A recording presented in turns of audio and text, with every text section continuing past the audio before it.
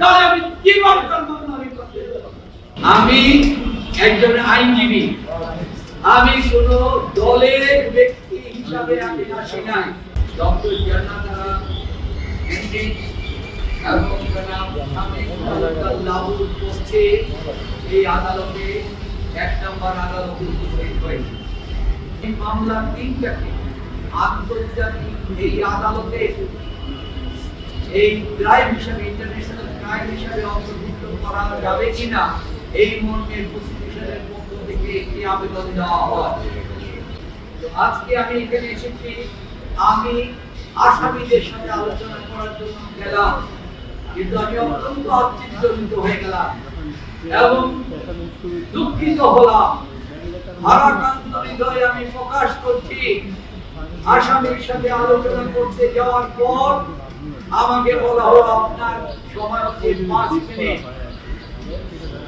বসতে না বসতে বললো 1 মিনিট পার হয়ে গিয়েছে।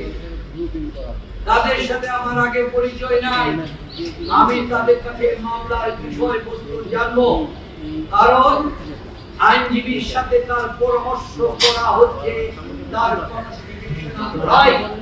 যে যদি লয়ারের কাছে তার বিষয় ব্যক্ত করতে না পারে তাহলে আদালতে তার পক্ষে দেওয়া সম্ভব নয়।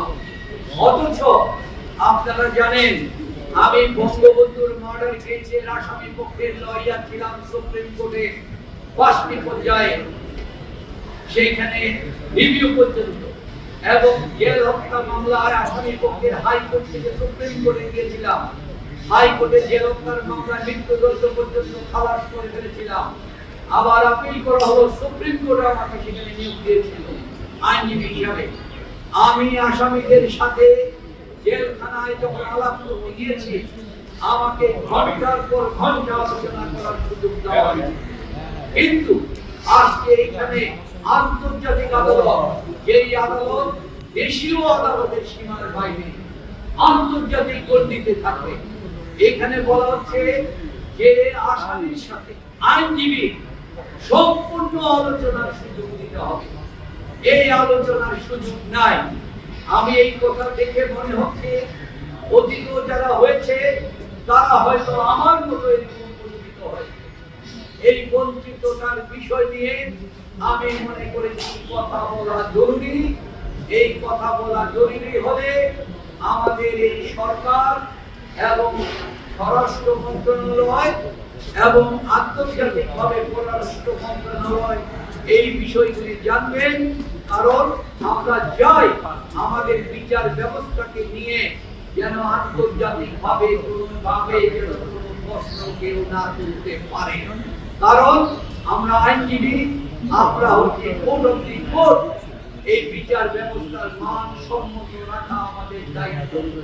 তাই আপনাদের মাধ্যমে আজকে আমি অনুরোধ করছি এই সরকারের কাছে এবং এই সংশ্লিষ্টতার সাথে যখন আসামিদেরকে কোর্টে আনা হয় তাদের সাথে তাদের সংশ্লিষ্ট আইনজীবীরা যেন পর্যাপ্ত সময় নিয়ে আলোচনা করতে পারে, তাদের কাছ থেকে যেন সমস্ত ঘটনা বুঝতে পারে।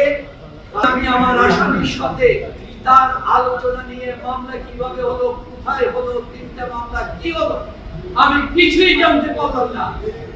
আমার কাছে আজকে অত্যন্ত ভারাক্রান্ত মনে হচ্ছে। আমি আইনজীবী হিসাবে নিযুক্ত হলাম, আমি আসামির বক্তব্য যদি শুনতে না পারি তাহলে আমি কিভাবে তার মামলা করতে পারবো?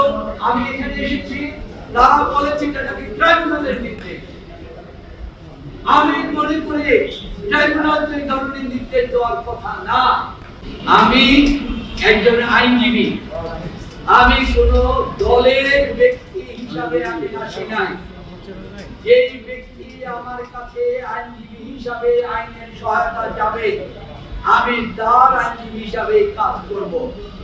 আইনজীবী এবং ডাক্তারের কাছে কোনো দল নাই। যে বিরোধী পক্ষ উল্লেখ হয়ে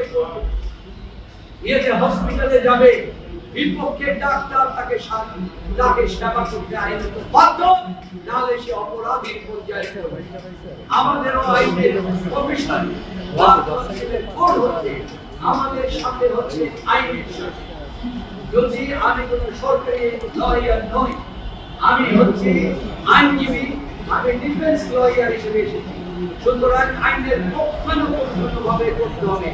আমি ডক্টর ইউনূস সাহেবেরও একজন আইনজীবী হিসাবে আমি তার মামলা করেছি এবং আমি তার কোনো সরকারের অংশ না এবং আমি তার কোনো এই বিচার ব্যবস্থার একটি জেনারেল অংশের কোনো অংশ না এবং আমি এই আদালতে এই ফেডারেশন ট্রাইব্যুনালের প্রসিকিউশনের অংশ না। আমি একজন স্বাধীন আইনজীবী হিসাবে আমার পক্ষে সহায়তা দেওয়ার আমার আইনগত